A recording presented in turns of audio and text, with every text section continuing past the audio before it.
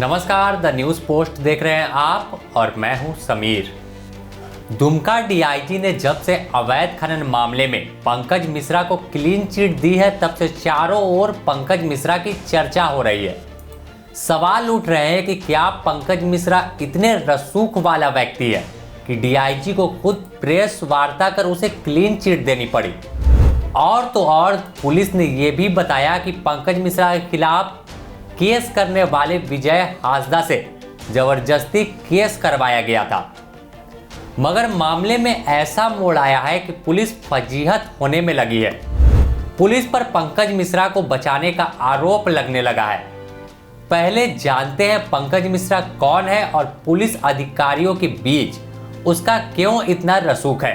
पंकज मिश्रा मुख्यमंत्री हेमंत सोरेन का विधायक प्रतिनिधि है।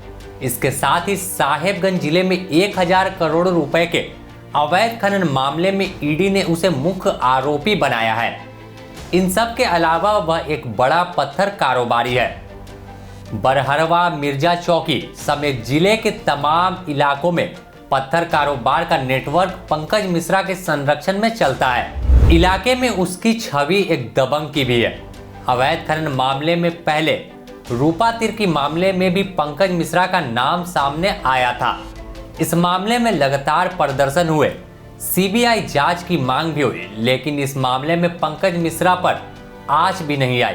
पुलिस और अधिकारियों के बीच क्यों है उसका इतना रसूख, यह भी हम बताते हैं। पंकज मिश्रा पत्थर कारोबारी के साथ साथ मुख्यमंत्री हेमंत सोरेन का विधायक प्रतिनिधि भी है। ऐसे में रसूख होना आम बात है। मगर इसके अलावा पंकज मिश्रा के रसूख का अंदाज इस बात से लगाया जा सकता है कि वह 4 अंगरक्षक लेकर साथ चलता था। साथ ही उस कारोबारी को धमकाने, कोयला, बालू और पत्थर के अवैध कारोबार का भी आरोप है। सरकारी टेंडर से लेकर अधिकारियों की ट्रांसफर पोस्टिंग में भी पंकज मिश्रा का अहम रोल होता था। उसके रसूख का अंदाज इस बात से लगाया जा सकता है कि जेल में रहने के बावजूद वो अधिकारियों से बात करता था और अपने अवैध कारोबार को संचालित करता था। इसका खुलासा ईडी ने किया है। इस रसूख के पीछे की वजह यह है कि अवैध खनन का कारोबार बिना अधिकारियों की मिलीभगत के संभव नहीं हो सकता। ऐसे में पंकज मिश्रा के साथ ही अधिकारियों के भी अवैध खनन मामले में संलिप्तता होने की संभावना जताई जा रही है। ऐसे में ईडी की रडार पर कई अधिकारी भी हैं जिनसे ईडी पूछताछ कर सकती है। इसी चलते अधिकारियों पर पंकज मिश्रा को बचाने का आरोप भी लग रहा है। पंकज मिश्रा मामले में दुमका और साहेबगंज पुलिस पर झूठ बोलने का आरोप लग रहा है और इसी कारण पुलिस फजीहत होनी शुरू हो गई है। दरअसल अवैध खनन मामले के आरोपी पंकज मिश्रा को लेकर संताल के डीआईजी सुदर्शन प्रसाद मंडल ने एक प्रेस कॉन्फ्रेंस किया था और उन्होंने पंकज मिश्रा को क्लीन चिट दे दी। यह प्रेस कॉन्फ्रेंस इसलिए भी खास थी क्योंकि यह वो शायद पहला मौका होगा जब डीआईजी रैंक का अधिकारी ऑफिसर प्रेस वार्ता कर आरोपी को क्लीन चिट दे रहा हो। इसी से आप पंकज मिश्रा के रसूख का अंदाजा लगा सकते हैं।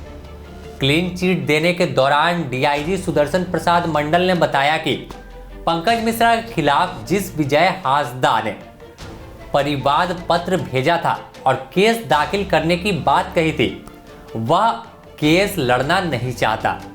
इसके अलावा उन्होंने बताया कि विजय हांसदा ने अशोक यादव के कहने पर पत्र दाखिल किया था। इसके अलावा विजय से पुलिस को लिखकर दिया है कि उसे झूठा केस करवाया गया था। विजय हांसदा ने पुलिस थ्योरी को बताया झूठा। अब जो विजय हांसदा है उन्होंने फिर से बयान दिया है। अब इस मामले में नया मोड़ आ गया है जिससे पुलिस की ये थ्योरी झूठी साबित हो रही है, क्योंकि पुलिस की जिस थ्योरी में बताया गया कि विजय हांसदा केस नहीं लड़ना चाहता और उससे झूठा केस कराया गया था, उस विजय हांसदा ने अब कोर्ट को अपने अधिवक्ता के माध्यम से एक आवेदन सौंपा है जिसमें पुलिस पर ही सवाल उठाने लगे हैं। विजय हांसदा ने इस आवेदन में कोर्ट को बताया कि वह केस लड़ना चाहता है। पुलिस ने उससे एक सादे कागज पर साइन करा लिया था और उसी पर पुलिस ने अवैध खनन मामले में दर्ज उसकी शिकायत को वापस लेने के लिए पेपर तैयार कर लिया। विजय ने कहा कि वह अभी भी अपनी शिकायत पर कायम है और केस लड़ना चाहता है। बता दें कि विजय हांसदा 13 नवंबर से जेल में बंद है। उसे साहेबगंज पुलिस ने आर्म्स एक्ट के मामले में जेल भेजा है, मगर अब वह अवैध खनन मामले में ईडी की ओर से गवाह भी बन चुका है।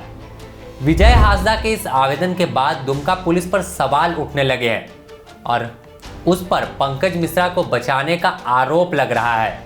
इसी कारण पुलिस की फजीहत हो रही है। फिलहाल अब आने वाला वक्त बताएगा इन सब के पीछे किसका हाथ है और किसके इशारे पर अधिकारी पंकज मिश्रा के केस में क्लीन चिट दे चुके हैं। ईडी की रडार पर कई अधिकारी हैं।